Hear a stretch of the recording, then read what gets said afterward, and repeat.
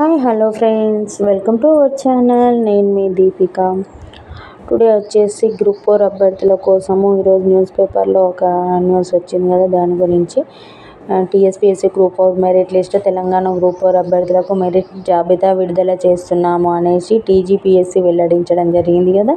దాని గురించి ఈరోజు వీడియోని ఎండ్ వరకు చూడండి, స్కిప్ చేయకుండా చూడండి. ఫస్ట్ టైం ఛానల్ చూసిన వాళ్ళైతే కంపల్సరీ ఛానల్ సబ్స్క్రైబ్ చేసుకోండి, బెల్ ఐకాన్ మీద క్లిక్ చేయడం మర్చిపోవద్దు.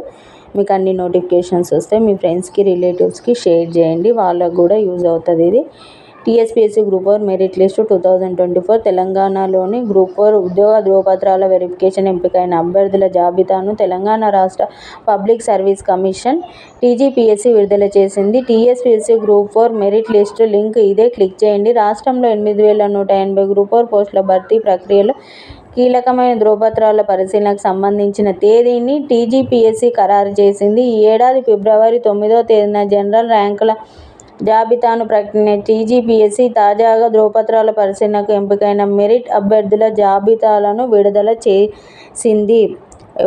మెరిట్ లిస్టుని విడుదల చేసిందంట. అయితే ఎప్పుడు ఈ ఏడాది ఫిబ్రవరి 9వ జనరల్ ర్యాంక్ ఏ విధంగా ఉందని విడుదల చేసిందంట. అయితే ఎంపికైన అభ్యర్థులు ఈ నెల 13వ తేదీ నుంచి వెబ్ ఆప్షన్లు నమోదు చేసుకునేందుకు కమిషన్ అవకాశం కల్పించింది.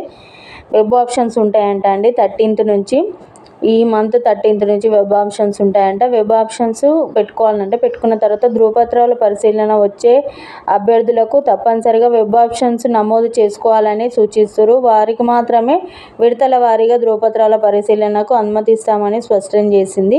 అయితే అభ్యర్థులు వెరిఫికేషన్ హాజరు కావాల్సిన రోజు, వారి తేదీలను కమిషన్ అధికారి వెబ్సైటు www.tspsc.gov.in పొందుపరుస్తామని పేర్కొంది. అయితే కంపల్సరీ మనము వెబ్ ఆప్షన్స్ చేసుకున్న వాళ్ళు మాత్రమే సర్టిఫికేట్ వెరిఫికేషన్కు హాజరయ్యడానికి వాళ్ళు ఎలిజిబుల్ అనేసి చెప్తుంది. అలాగే ధృవపత్రాల పరిశీలన కోసం అవసరమైన పత్రాలన్నీ సిద్ధం చేసుకోవాలని సూచిస్తుంది.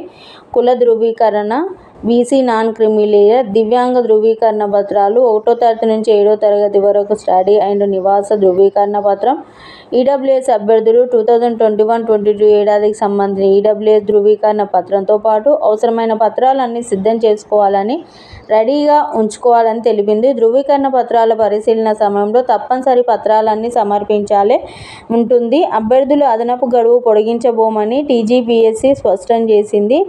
క్యాస్టు, ఇన్కము, అది నాన్ క్రిమిలేయరు, నెక్స్ట్ బోనోఫైడ్, 7th వరకు ఉన్న బోనోఫైడ్, ఇవన్నీ కంపల్సరీ ఉండాలి అనేసి చెప్తుంది.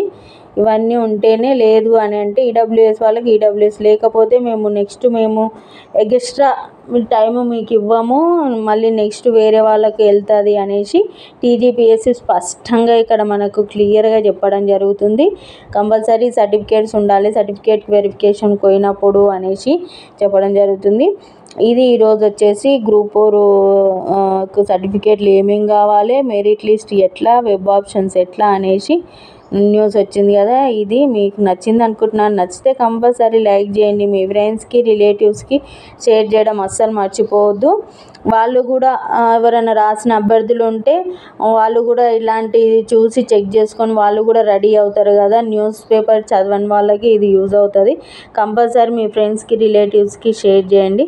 Thanks for watching our channel. Thank you.